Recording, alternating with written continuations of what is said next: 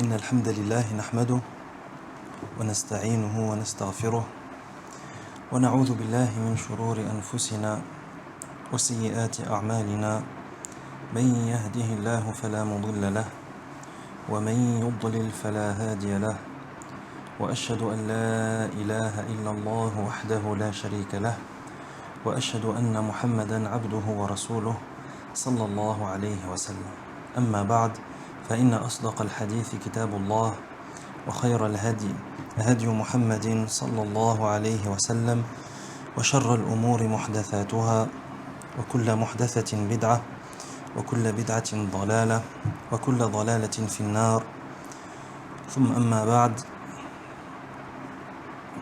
Donc l'imam Ibn al-Qayyim rahimahullah continue toujours à nous faire le détail de ces fameuses brèches que le croyant doit constamment surveiller. Et il continue à mettre en évidence et à nous détailler également quelles sont les recommandations et les stratégies du shaitan ou que le shaitan enseigne à ses soldats et à ses suppôts afin de mener à bien cette guerre et afin de prendre le contrôle de ces fameuses brèches. Donc il dit, rahimahullah, toujours en décrivant ou en nous rapportant le discours satanique, et il dit وَأُوصِيكُمْ يعني الشيطان وَأُوصِيكُمْ بِوَصِيَّةٍ فاحفظوها لينطق أحدكم على لسان أخيه من الإنس بالكلمة ويكون الآخر على لسان السامع فينطق باستحسانها وتعظيمها والتعجب منها ويطلب من أخيه إعادتها. Donc il nous dit que le shaitan il dit à ses soldats et à ses suppôts, il dit je vous donne une recommandation, donc mémorisez-la. Il dit لينطق أحدكم على لسان أخيه من الإنس بالكلمة. Il dit que vous devez aller chez l'homme, chez la personne, et vous devez faire en sorte de parler, de prendre la parole par la voix, sur la langue de cet être humain. Ça veut dire que le shaitan, il va parler sur la langue de l'être humain. Et il dit, et un autre d'entre vous doit aller se tenir sur la langue de celui qui écoute la parole, donc chez un autre être humain, celui qui va écouter la parole qui a été dite par l'être humain A, par exemple, qui bien entendu a été dite, suscitée et encouragée par un djinn, par un démon. Il dit que l'autre va sur la langue d'un autre être humain, par exemple l'être humain B, et qu'il se tienne sur cette langue et qu'il écoute. Et qu'il fasse aimer à cette deuxième personne, qu'il lui fasse aimer cette parole, qu'il lui fasse respecter cette parole, et qu'il fasse que cette personne s'étonne de tels propos, et qu'il demande à cette personne de les lui répéter. Est-ce que la mise en scène elle est comprise? Ça veut dire que le shaitan il dit à ses soldats, vous devez aller chez la personne, et que l'un d'entre vous aille chez la personne qui s'appelle par exemple Zayd. Tu vas chez Zayd, et tu fais en sorte que Zayd il dit une mauvaise parole, une parole maléfique.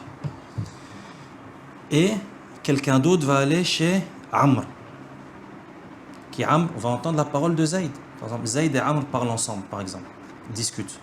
Il y a un shaitan qui va aller chez Zayd pour faire dire à Zayd une mauvaise parole, une parole malsaine.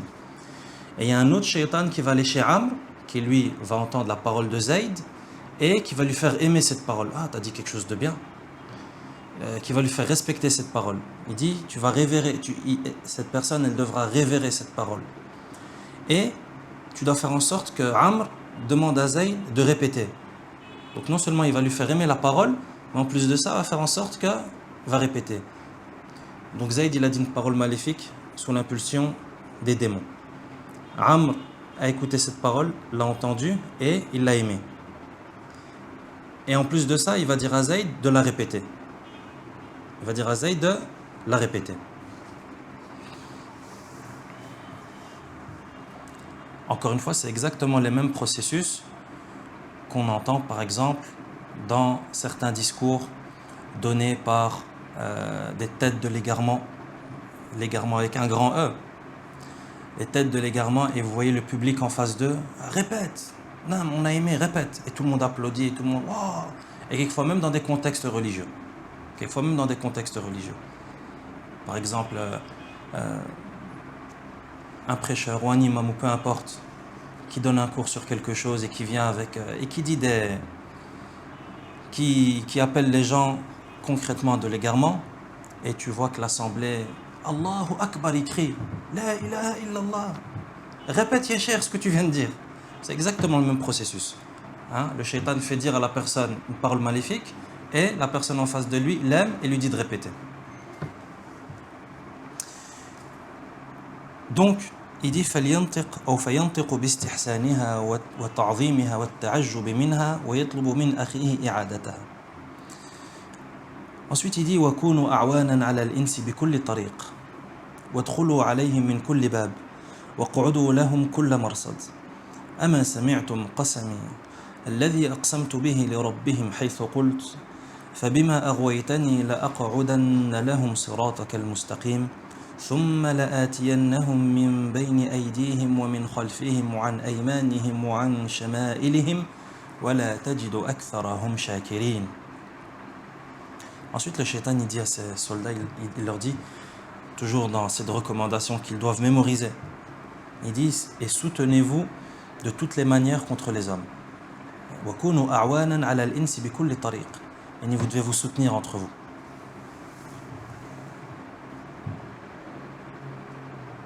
Donc regarde, même le shaitan, il appelle ses soldats à l'unité. Le shaitan. Il dit, introduisez-vous par tout moyen auprès d'eux. Guettez-les sur tout chemin, sur toute route. Il dit, n'avez-vous pas entendu le serment que j'ai fait à leur Seigneur lorsque j'ai dit, comme cela nous est rapporté dans les versets 16 et 17 de Surat Al-A'raf. Donc le shaitan, il dit, il faut que vous vous entraidez dans cette lutte que vous allez mener contre l'être humain. Et vous devez vous introduire chez cet être humain dans sa citadelle par toutes les manières possibles et imaginables. Il dit, vous devez les guetter sur tous les chemins et sur toutes les routes. Il dit, n'avez-vous pas entendu le serment que j'ai fait à leur Seigneur lorsque j'ai dit, dans la traduction des sens, et ça nous est rapporté dans les versets 16 et 17 de Surat Al-A'raf, puisque tu m'as égaré. Donc le shaitan, il s'adresse à Allah et lui dit, puisque tu m'as égaré, je leur barrerai la route vers ton droit chemin. Puis je les attaquerai de devant, de derrière, de leur droite et de leur gauche, et pour la plupart, tu ne les trouveras pas reconnaissants. Donc le shaitan, il dit ça à ses soldats, il dit, vous allez devoir vous aider, vous allez devoir vous entraider, et vous allez devoir barrer la route aux fils de Adam sur tous les chemins possibles et imaginables. Il leur dit, vous avez oublié que j'ai dit et que j'ai pris le serment devant leur Seigneur que j'allais leur barrer la route qui mène vers le droit chemin, que ce soit par devant, par derrière, par leur droite et par leur gauche. Donc il est en train de dire ça à ses soldats. Ensuite il continue, il dit أَوَمَا تَرَوْنِ قَدْ قَعَدْتُ لِابْنِ آدَمَ بِطُرُقِهِ كُلِّهَا فلا يفوتني من طريق إلا قعدت له بطريق غيره حتى أصيب منه حاجتي أو بعضها وقد حذرهم ذلك رسولهم فقال لهم إن الشيطان قد قعد لابن آدم بطرقه كلها فقعد له بطريق الإسلام فقال أتسلم وتذر دينك ودين آبائك فخالفه وأسلم فقعد له بطريق الهجرة فقال أتهاجر وتذر أرضك وسماءك فخالفه وهاجر فقعد له بطريق الجهاد فقال تجاهد فتقتل فيقسم المال وتنكح الزوجة. Le shaitan y continue et dit, n'avez-vous pas vu que j'ai barré toutes les routes des fils de Adam et pas une voie ne subsiste sans que je ne l'attaque sur une autre jusqu'à ce que j'obtienne de lui ce que je veux ou en partie. Donc il est en train de dire à ses soldats, est-ce que vous ne voyez pas que moi-même je barre la route des fils de Adam sur tous les chemins possibles et imaginables? Ça veut dire quel que soit le chemin qu'il va prendre pour aller vers le droit chemin et aller vers son Seigneur, le shaitan il va barrer la route. Et il sera là avec une ruse pour essayer de t'égarer. Il dit, et cela jusqu'à ce que j'obtienne de lui ce que je veux ou une partie. C'est pas grave, si j'obtiens pas tout ce que je veux, c'est pas grave, au moins j'aurais pris une partie. Si j'arrive pas à l'égarer à 100%, c'est pas grave, je l'égarerai à 50%. Si j'arrive pas à 50%, c'est pas grave, à 10%. Et si j'arrive pas à 10%, à 1%. c'est pas un souci. Il dit, alors que leur messager les a mis en garde contre cela. Et il leur a dit, et là c'est un hadith qui arrive, il dit, le prophète sallallahu alayhi wa sallam dit, le Satan ou le diable, le shaitan, attaque le fils de Adam de tous côtés, même par la voie de l'islam, en disant, vas-tu embrasser l'islam en délaissant ta religion et la religion de tes ancêtres? C'est-à-dire lorsque quelqu'un veut se convertir à l'islam, le shaitan il va venir à cette personne et il va lui dire quoi? Il va dire, est-ce que tu vas vraiment te convertir à l'islam et délaisser la religion de tes parents et de tes grands-parents et la religion de ton pays et la religion de ta région? Ça se fait pas, c'est honteux, etc. Ensuite, le prophète sallallahu alayhi wa sallam dit, si le fils de Adam s'oppose à lui et embrasse malgré tout l'islam, il l'attaque sur le front de la hijra. Donc si le serviteur il obéit pas au shaitan, mais il se convertit quand même à l'islam, est-ce que le shaitan il dit, oh, j'ai tout perdu, c'est fini, la guerre est terminée? Non, c'est pas grave. J'ai perdu une bataille, mais c'est pas grave. Il y en a une juste après qui arrive. Il dit, il vient sur le front de la hijra, l'émigration. Et il lui dit, vas-tu vraiment émigrer et délaisser la terre et le ciel qui te couvrent? Est-ce que tu vas vraiment émigrer? Tu vas délaisser la terre sur laquelle tu as grandi. Tu vas délaisser la terre de tes parents. Tu vas délaisser tes voisins, tes connaissances, ton travail, ton école, etc. Il lui dit, vas-tu vraiment émigrer et délaisser la terre et le ciel qui te couvrent? Ensuite, il dit, s'il s'oppose à lui et qu'il émigre malgré tout, il l'attaque sur le front de la lutte, al-jihad. Il dit, vas-tu vraiment combattre pour qu'ensuite tu sois tué et qu'on partage tes biens et qu'on épouse ta femme? Il empêche cela, pourquoi? Parce que sinon il va perdre ses biens et il va se faire tuer et donc quelqu'un d'autre va épouser sa femme. Donc regardez comment est-ce que le shaitan, à chaque fois qu'un de ses plans échoue, automatiquement il y en a un autre qui suit. Et si le suivant échoue, il y en a également un autre qui suit, etc. etc. Et le hadith est rapporté par An-Nasa'i ainsi qu'Ahmed, Ibn Hibban, Ibn Abi Asim, Al-Bukhari, fi al-Tarikh, et la chaîne de transmission du hadith est authentique. Ensuite, l'imam Ibn al-Qayyim rahimahullah continue dans ce qu'il nous rapporte du discours de Shaitan. Et il dit, فَهَكَذَا فَاقْعُدُوا لَهُمْ بِكُلِّ طُرُقِ الْخَيْرِ فإذا أراد أحدهم أن يتصدق فاقعدوا له على طريق الصدقة وقولوا له في نفسه أتخرج المال فتبقى مثل هذا السائل وتصير بمنزلته أنت وهو سواء أو ما سمعتم ما ألقيت على لسان رجل سأله آخر أن يتصدق عليه وقال هي أموالنا إن أعطيناكموها سرنا مثلكم. Ensuite, le shaitan continue la recommandation qu'il fait à ses soldats. Et il leur dit, et attaquez-les ainsi sur toutes les voies du bien. Attaquez-les sur toutes les voies du bien. Si l'un d'eux veut faire une aumône, attaquez-le sur la voie de l'aumône. Et insufflez-le. C'est-à-dire que le shaitan, il ne se contente pas de te mener vers le mal. Mais il fournit aussi tous les efforts possibles et imaginables pour t'empêcher de faire le bien. Donc, il t'empêche d'accomplir les actes d'obéissance, qu'elles soient obligatoires ou surérogatoires, et il essaye de te faire commettre les interdits. Donc il y a les deux plans. Donc il dit à ses suppôts, attaquez-les ainsi sur toutes les voies du bien. Et si l'un d'eux veut faire une aumône, attaquez-le sur cette voie de l'aumône. Et insufflez-lui, vas-tu donner cet argent et devenir comme ce mendiant? Et celui qui veut donner la sadaqa, il va chez lui et il lui dit, est-ce que tu vas vraiment donner cette sadaqa? Est-ce que tu veux vraiment devenir comme ce mendiant à qui tu souhaites donner de l'argent? Une ambiguïté satanique. Ou encore, ce que vous m'avez entendu dire par la bouche de celui auquel un autre avait demandé l'aumône et qui lui a répondu, ce sont nos biens, et si nous vous en faisons l'aumône, nous deviendrons comme vous. Il dit à ses suppôts, et rappelez-vous de cette parole que j'ai insufflée à l'homme qui a dit, lorsqu'on lui a demandé de faire l'aumône, il a dit, c'est mon argent, ce sont nos biens. Il dit, si on la donne en aumône, on va devenir comme vous. Je ne veux pas donner l'aumône, je ne veux pas donner la sadaqa. Pourquoi? Parce que si je donne la sadaqa, je veux aussi devenir pauvre. Donc je vais devenir comme celui à qui je donne la sadaqa. Et ça c'est quelque chose de connu, c'est que le shaitan, il fait craindre à la personne, au serviteur, la pauvreté.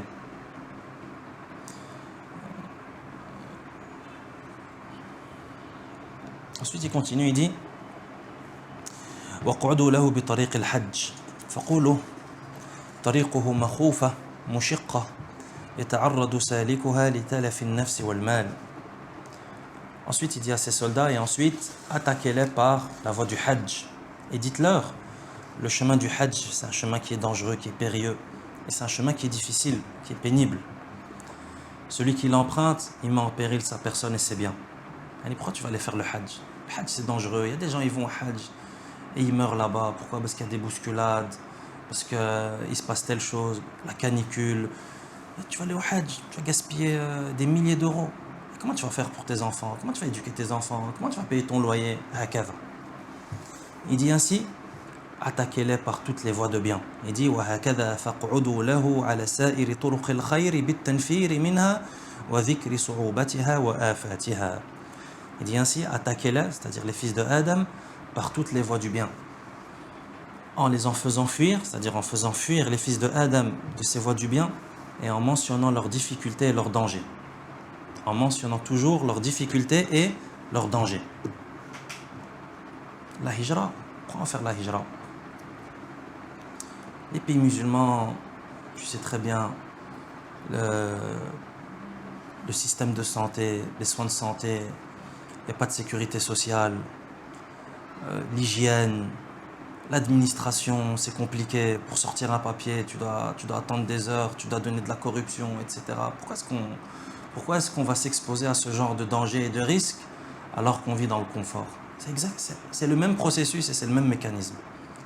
Comme il vient de le dire l'imam Ibn al-Qayyim rahimahullah, et comme l'a dit le prophète sallallahu alayhi wa sallam. On ne vient pas de lire un hadith là où le prophète sallallahu alayhi wa sallam nous mentionne l'ambiguïté satanique qui empêche, ou plutôt que le shaitan dit afin que les gens n'accomplissent pas l'émigration.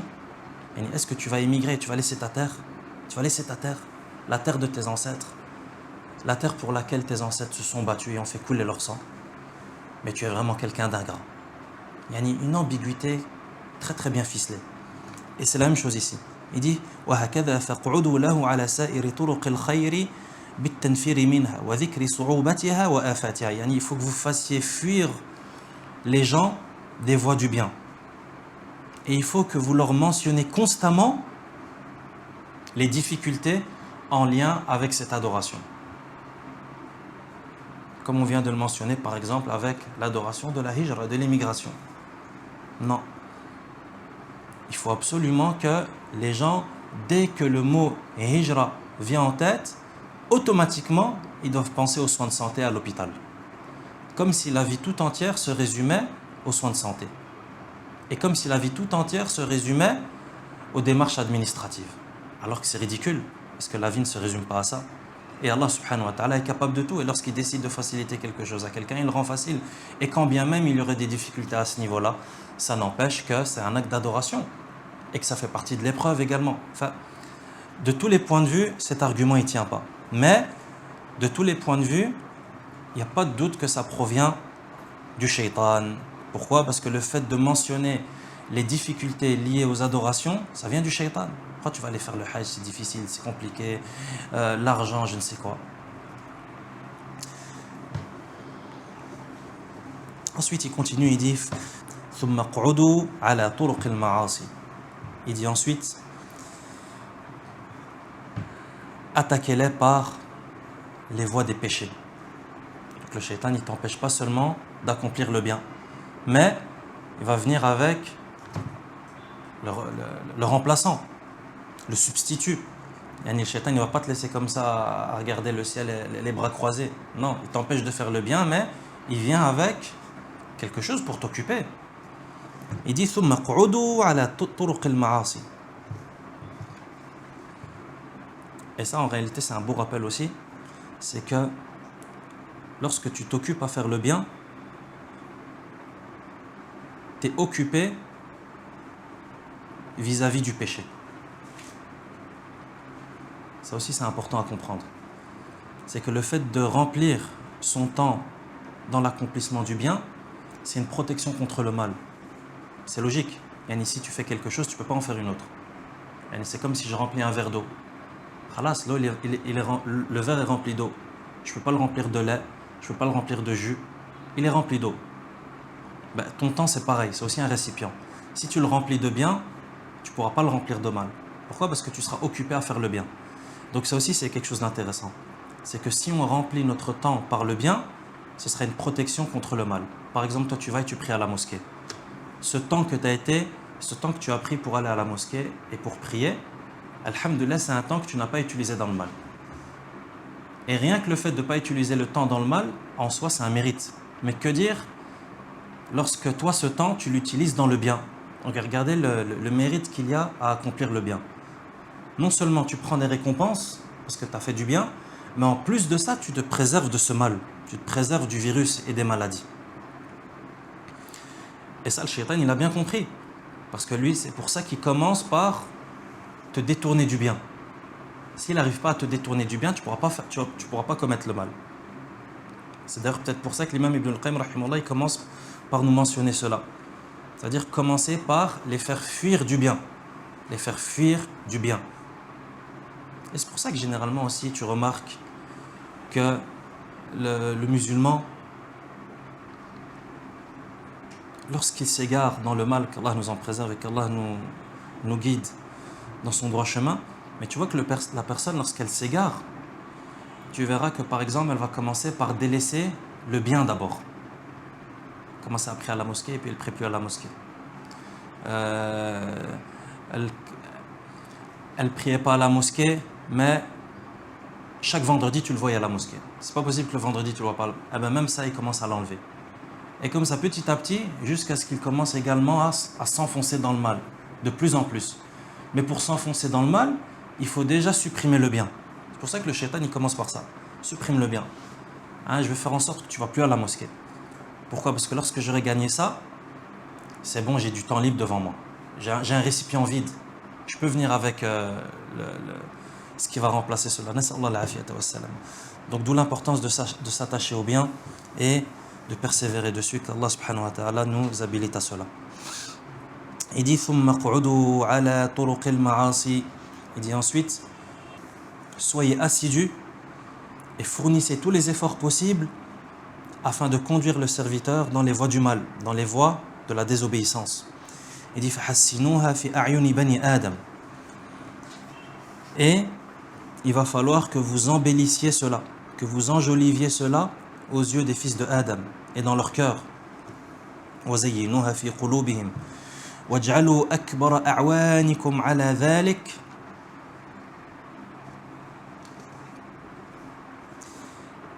Et il dit, et pour mener à bien cela, vous allez avoir une très grande aide et un très grand outil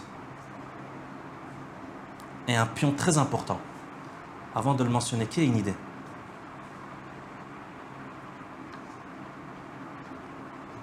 Donc le shaitan, il recommande à ses soldats après avoir fait fuir les gens des sentiers du bien, il recommande à ses soldats de faire égarer les gens et de leur faire emprunter les voies du mal. Et il leur dit, pour mener à bien cette mission satanique, vous allez avoir un très très grand allié. Pour que les gens chavirent dans les sentiers du mal. Quelle une idée?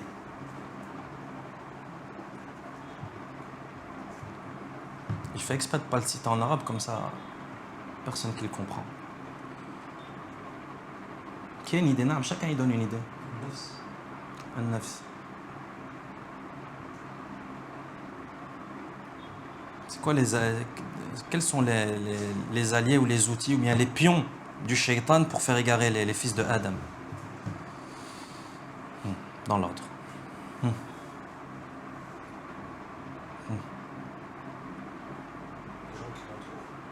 Fréquentation. Taïeb.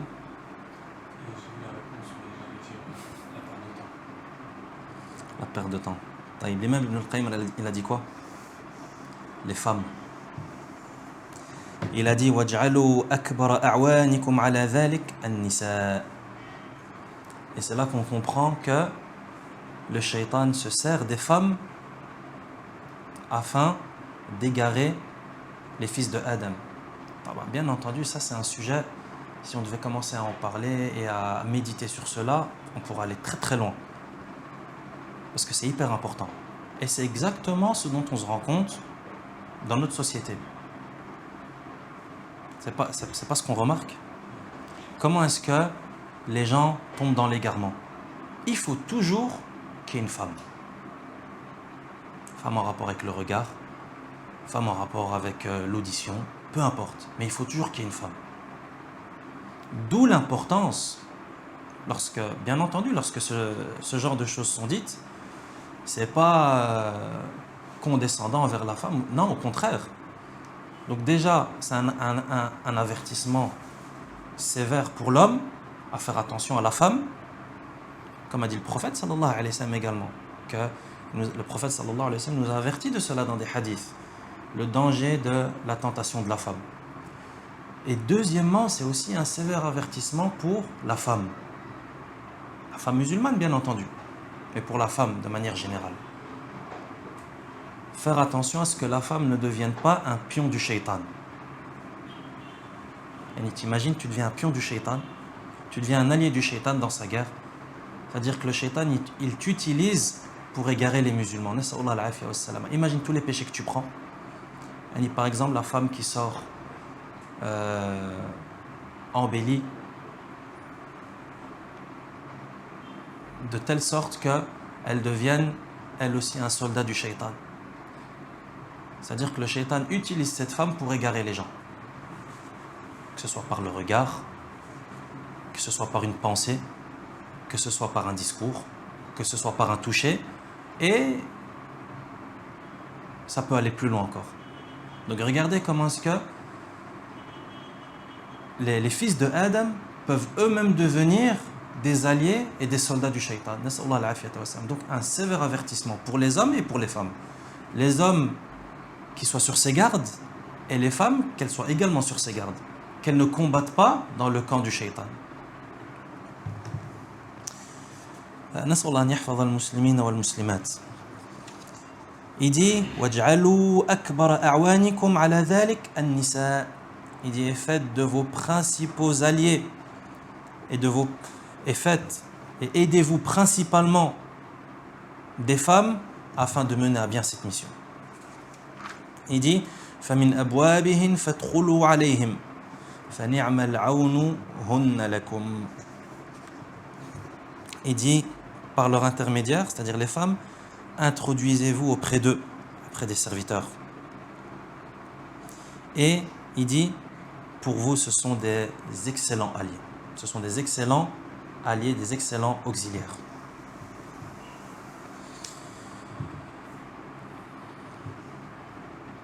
Bien entendu, il y a une histoire très connue par rapport à cela, qui a été racontée par Ibn al-Jawzi rahimahullah dans Talbis ou Iblis.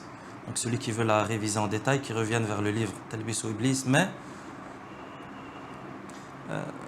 en résumé, cette histoire, c'était 3 frères qui devaient partir en guerre et qui avaient une sœur. Et cette sœur, on va dire, ils l'ont laissée sous la tutelle ou sous la surveillance d'un homme pieux. Un homme qui était consacré à l'adoration. Et l'histoire, elle est longue et c'est intéressant et c'est incroyable de remarquer comment est-ce que le shaitan, il y va petit à petit jusqu'à égarer la personne d'un égarement duquel très difficile de revenir. Et il passe par des étapes. Yani, si toi tu fais pas attention, tu vas rien voir venir. Jusqu'à ce que tu te retrouves, on va pas dire à forniquer. Pourquoi? Parce que l'histoire, là en question, elle se termine comment? Qui se souvient? Par le shirk. Et le shaitan l'a fait tomber petit à petit dans les péchés, jusqu'à ce qu'il est tombé dans la fornication avec cette femme. Et qu'elle est tombée enceinte de lui. Et lorsque les frères sont revenus de voyage ou de guerre ou d'expédition, je ne sais plus, qu'est-ce qui s'est passé? il s'est passé ce qui s'est passé, avec menaces, ils ont voulu le tuer, etc. Et c'est là que le shaitan, il est venu chez la personne. Il lui a dit, ah, t'as vu la situation dans laquelle tu te trouves maintenant? Si tu veux, moi je peux t'aider, mais pour que je t'aide, tu vas devoir faire ça. Et bien entendu, à ce moment-là, lui, il vient avec la chose qui, si elle est faite, lui, il a tout gagné, toi, tu as tout perdu. Il a mécréance. Il lui dit, mécrois et tu auras ce que tu veux. Et lui, il mécroit. Et là, il lui dit quoi? Tu me connais plus, je te connais plus. Salam alaikum. C'est d'ailleurs ce qu'on retrouve. D'ailleurs, il me semble que cette histoire, elle est généralement mentionnée dans le tafsir de la sourate où Allah subhanahu wa ta'ala dit كمثل الشيطان إذ قال للإنسان اكفر, comme lorsque le shaitan dit à l'être humain ukfur, mécrois, فلما كفر, et donc lorsque l'être humain mécroit, قال إني بريء منك إني أخاف الله رب العالمين. Yani lorsque le shaitan il arrive à te faire mécroire, il lui dit إني بريء منك, je te connais plus, je te désolidarise, je me désavoue de toi. Inni akhafu Allah Rabbal Alamin. Moi j'ai peur d'Allah, le Seigneur des mondes. Regardez la trahison du shaitan. Enfin, celui qui veut plus de détails concernant cette histoire, il revient aux références qui ont été mentionnées. Ensuite il continue, il dit ثم الزموا ثغر اليدين والرجلين فامنعوها أن تبطش بما يضركم أو تمشي فيه. Ensuite, il dit, puis attachez-vous à la brèche des mains et des pieds. Donc là, il passe à une autre brèche. La brèche des mains et des pieds. Il a parlé du regard, de l'audition, de la langue. Et là, il nous parle de la main et des pieds. Il dit, et empêchez les serviteurs de saisir ou de cheminer vers ce qui vous nuira. C'est-à-dire, empêcher aux serviteurs de faire des choses de leurs mains ou de leurs pieds. Donc, qu'est-ce qu'on fait avec nos mains? Par exemple, on saisit des choses, etc. Ou bien, avec tes pieds, qu'est-ce que tu fais? Tu te déplaces. Tu vas d'un point A à un point B. Il dit, ça aussi, ce sont des brèches. Donc vous allez devoir faire en sorte que les serviteurs, ils utilisent leurs mains dans le mal. Pourquoi? Car ça va être dans votre intérêt. Ils n'utilisent pas leurs mains dans le bien. De même que leurs pieds, ils les utilisent dans le mal. Ils ne vont pas, par exemple, avec leurs pieds, ils ne se servent pas de leurs pieds pour aller à la mosquée. Ils ne se servent pas de leurs pieds pour entretenir les liens de parenté. Ils ne se servent pas de leurs pieds pour aller rendre visite aux malades, pour aller visiter les cimetières, etc. Non, on se sert de nos pieds pour aller semer le chaos sur terre. On se sert de nos pieds pour aller rendre visite à nos amis et faire des assises de calomnie et de médisance. On se sert de nos pieds pour aller dans les endroits où c'est la désobéissance à Allah qui prime, etc., etc. Ensuite, il dit وَاعْلَمُوا أَنَّ أَكْبَرَ عَوْنِكُمْ عَلَى لُزُومِ هَذِهِ الثُّغُورِ مُصَالَحَةُ النَّفْسِ الْأَمَّارِ.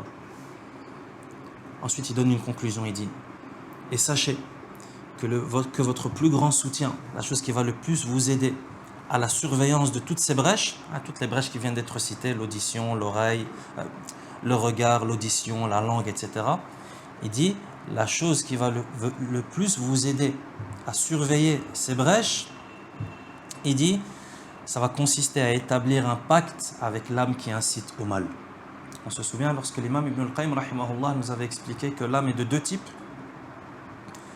al-nafs al-ammaratu bis-su' et al-nafs al-mutma'inna, et qu'il y a un combat entre ces deux âmes chez le serviteur. Et l'âme qui est la plus forte, c'est ces effets qui l'emporteront chez la personne. C'est-à-dire si c'est l'âme qui incite au mal qui est plus forte que l'âme apaisée, c'est le mal qui va être plus important que le bien, et vice-versa. Donc il leur dit quoi? Il leur dit, pour que... Donc maintenant vous avez pris le contrôle des brèches. Des brèches, ça se surveille. Pourquoi? Parce que vous pouvez les perdre.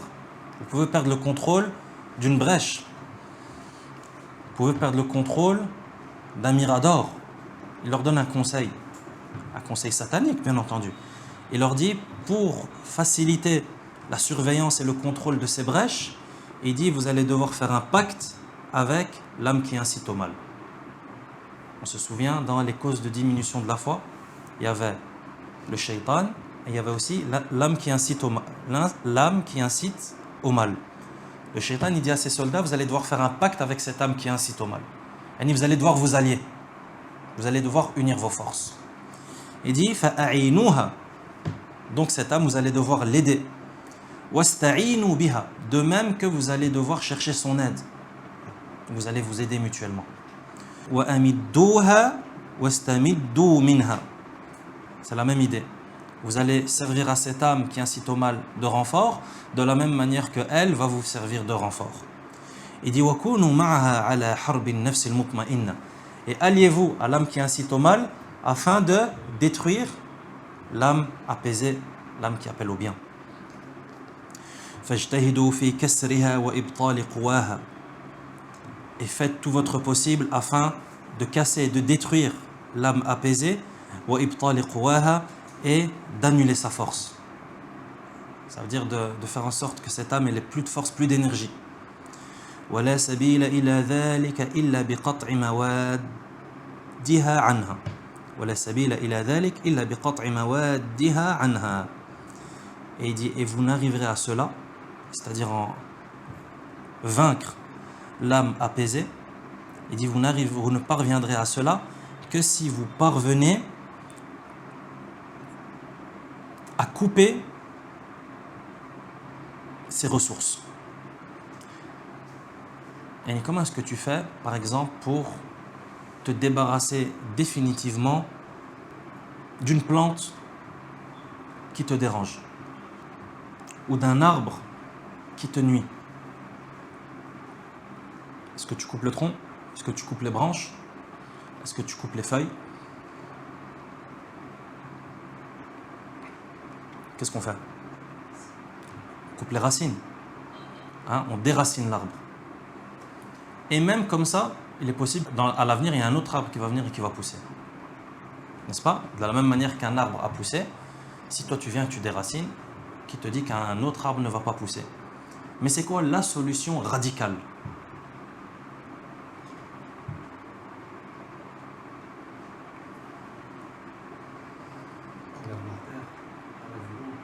Tu fais en sorte qu'il n'y a plus d'eau qui arrive à cette terre.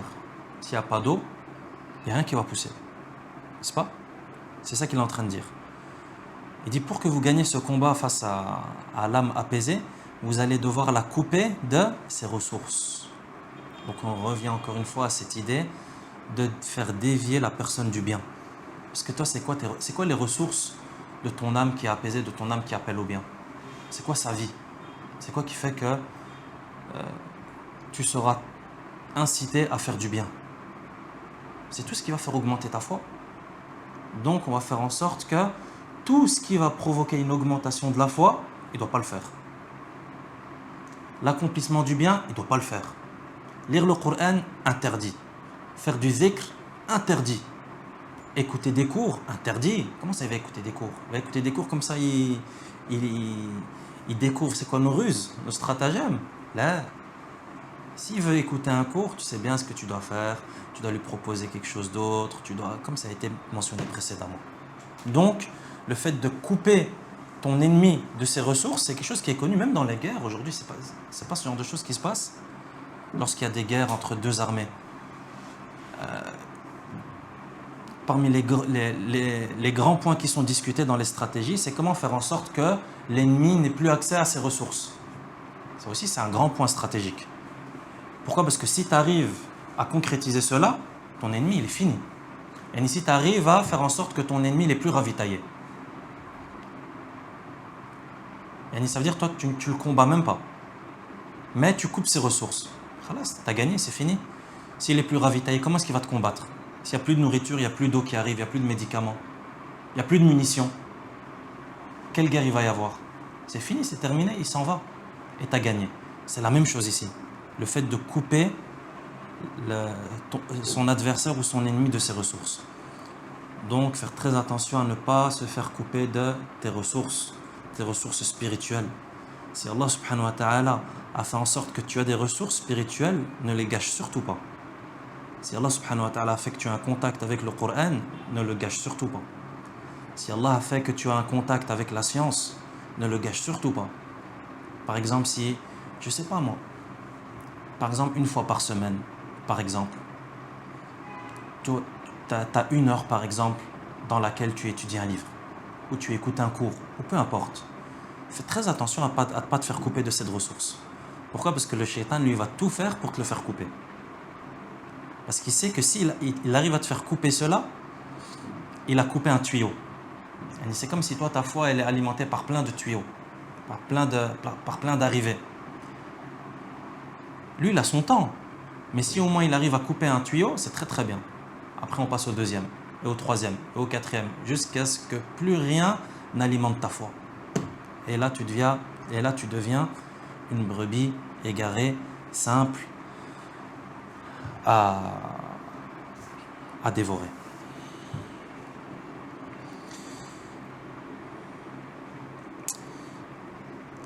Il dit فإذا انقطعت موادها وقويت مواد النفس الأمارة وأطاعت لكم أعوانها فاستنزلوا القلب من حصنه واعزلوه عن مملكته وولوا مكانه النفس الأمارة فإنها لا تأمر إلا بما تهوونه وتحبونه ولا تجيئكم بما تكرهونه البتة مع أنها لا تخالفكم في شيء تشيرون به عليها بل إذا أشرتم عليها بشيء بادرت إلى فعله. Ensuite il dit, et lorsque cette personne sera coupée de ses ressources, il dit, c'est les ressources de l'âme qui incitent au mal qui vont se renforcer. Bien entendu, lorsque toi, les bonnes ressources, tes ressources spirituelles, elles sont coupées, de l'autre côté, ton âme qui incite au mal, elle va gagner en ressources. Encore une fois, on revient à cette idée de lorsque tu perds en bien, tu gagnes en mal, forcément. Et il ne faut pas croire que j'ai perdu un bien, mais de l'autre côté, je m'en sors neutre. Non. On avait déjà expliqué ça. C'est comme le principe des vases communicants. Quand l'un augmente, l'autre diminue. Et quand l'autre diminue, l'autre augmente. Yani quand ton obéissance à Allah, elle augmente, ton obéissance au shaitan, elle diminue. Et si ton obéissance au shaitan, elle augmente, ton obéissance à Allah, elle diminue. Si ta crainte d'Allah augmente, ta crainte de la créature diminue. Si ta crainte de la créature augmente, la crainte d'Allah, elle diminue. Wahakadha. Si ta servitude et ta soumission à Allah, elle augmente, ta soumission à la créature, elle diminue. Si ta soumission à la créature, elle augmente, ta soumission à Allah, elle diminue, etc. Il dit وَقَوْيَتْ مَوَادُ النَّفْسِ الْأَمَّارَةِ. Il dit lorsque vous aurez fait cela, lorsque vous aurez coupé cette personne de ses ressources en bien, bien entendu, ce sont ses ressources en mal qui vont augmenter. Donc l'âme qui incite au mal, elle va être alimentée, elle va être forte, elle va prendre de l'importance. وَأَطَاعَتْ لَكُمْ أَعْوَانُهَا. Et les alliés de cette âme qui incite au mal, ses partisans, ils vont obéir. Pourquoi? Parce qu'elle a pris de l'importance. Il dit, faites donc chuter le cœur de sa citadelle. Khalas, on est arrivé au roi. Toutes les brèches sont contrôlées. Les ministres, la cour du roi, elle est sous notre contrôle. Qu'est-ce qui reste? Faites passer le roi sous la guillotine. Il dit, faites chuter le roi de sa citadelle. Isolez-le de son royaume et mettez à sa place, on va mettre qui à la place du cœur et du roi? La personne qui va nous servir dans le fait d'inciter au mal. Donc l'âme qui incite au mal, l'âme incitatrice au mal. Il dit, mettez l'âme qui incite au mal, mettez-la sur le trône. Il dit, car elle commande ce que vous désirez, ce que vous aimez. L'âme qui incite au mal, elle ordonne quoi à l'être humain? Elle ordonne ce que le shaitan veut. Pourquoi? Parce qu'elle incite au mal. Il dit, elle ne fera jamais ce que vous réprouvez. Pourquoi est-ce qu'il faut mettre l'âme qui incite au mal sur le trône? Parce que elle, si vous lui donnez le pouvoir, si vous la mettez sur le trône, elle ne va jamais faire quelque chose que vous n'aimez pas. Elle va faire tout ce que vous aimez. Elle va appeler au shirk, elle va appeler au kufr, elle va appeler à la désobéissance, elle va appeler à la débauche, elle va appeler aux grands péchés, aux petits péchés, tout le lot. Il dit, elle ne fera jamais ce que vous réprouvez sans s'opposer à vous, quel que soit ce que vous lui indiquez. Il dit, quel que soit ce que vous lui indiquez, quelle que soit la chose que vous allez lui dire, que vous allez lui indiquer, elle va vous obéir. Il dit, au contraire, elle s'empressera de l'exécuter. Nasallahu as-salamata wal afiyah. Il dit, فَإِنْ أَحْسَسْتُمْ مِنَ الْقَلْبِ مُنَازَعَةً إِلَى مَمْلَكَتِهِ وَأَرَدْتُمُ الْأَمْنَ مِنْ ذَلِكَ فاعقدوا بينه وبين النفس عقد النكاح فزينوها وجملوها وأروها إياه في أحسن صورة عروس توجد وقولوا له ذق طعم هذا الوصال والتمتع بهذه العروس كما ذقت طعم الحرب وباشرت مرارة الطعن والضرب ثم وازن بين لذة هذه المسالمة ومرارة تلك المحاربة فدع الحرب تضع أوزارها فليست بيوم وينقضي وإنما هو حرب متصل بالموت وقواك تضعف عن حراب دائم وقواك تضعف عن حرب دائم. Regardez le vice du shaitan. Et regardez sa vue à long terme. Il dit ensuite à ses soldats, ensuite, si vous remarquez que le cœur, il veut rejoindre son royaume et il veut reprendre sa place qu'il a perdue, hein, le cœur après qu'il a été isolé, si vous voulez que le roi veut reprendre son trône, il dit, et que vous voulez vous prémunir contre cela, et vous ne voulez pas que ça ait lieu, il dit, placez entre lui et l'âme, regarde ce qu'il va dire l'imam Ibn al-Qayyim, un contrat de mariage. Entre le cœur et l'âme qui incite au mal, un contrat de mariage. Vous allez les marier. Pourquoi? Il dit, vous allez devoir embellir la mariée. On revient à l'embellissement. L'âme qui incite au mal. Est-ce que quelqu'un a envie de se marier avec une âme qui incite au mal? Non. Voilà, si on embellit la mariée avec une belle robe de mariée, une belle coiffure, un beau parfum, le mal, il va être caché. Hein? Comme on vient de parler du livre d'Ibn al-Jawzi rahimahullah, qui s'appelle Talbis ou Iblis. Talbis, Iblis, qui a été traduit en français par les ruses de Satan. Pourquoi? Parce que le shaitan yulabbis, c'est-à-dire qu'il embellit le mal. Le mal, il l'embellit. Il le rend beau, il le rend joli pour que tu puisses l'accepter. C'est exactement ce qui se passe ici. Si vous voyez que le cœur, il réfléchit, il a des aspirations à revenir à son royaume et à reprendre le contrôle, c'est pas bon ça. Nous, après tous ces efforts, on a pris le contrôle des brèches, on a pris le contrôle de la citadelle, on a fait tomber le roi, et après on va tout laisser tomber. Non. Donc si vous voyez que le cœur, il a des aspirations, il est déterminé à revenir, vous inquiétez pas, j'ai aussi une stratégie. C'est quoi la stratégie? C'est que cette âme qui incite au mal, on va en faire une arous en arabe. Arous, c'est-à-dire la mariée. On va l'embellir, on va l'enjoliver. Il dit, embellissez-la, embellissez la mariée. De la même manière que lorsqu'une femme elle se marie, il y a des robes, etc. Ben là c'est la même chose. Embellissez la mariée et faites-la lui apparaître sous sa plus belle apparence qui soit.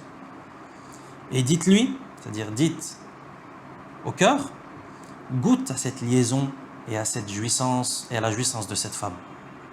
Un contrat de mariage. Il dit, comme tu as goûté à la guerre et à l'amertume de la blessure et des coups. Yani toi le cœur, tu as connu la guerre, tu as connu les batailles, tu as connu les blessures. Il parle de la guerre avec le shaitan. Tu as connu l'amertume de cela et ses souffrances. Mais ça de côté, garde un contrat de mariage. Regarde, la mariée, elle est belle. Il dit, goûte à la jouissance et à cette liaison, à cette belle liaison. Tu t'es assez fatigué. Il dit, puis pèse et fais la comparaison entre la délectation de cette conciliation et l'amertume de la guerre. Marie-toi et tu verras. Fais la comparaison. Qu'est-ce qui est mieux?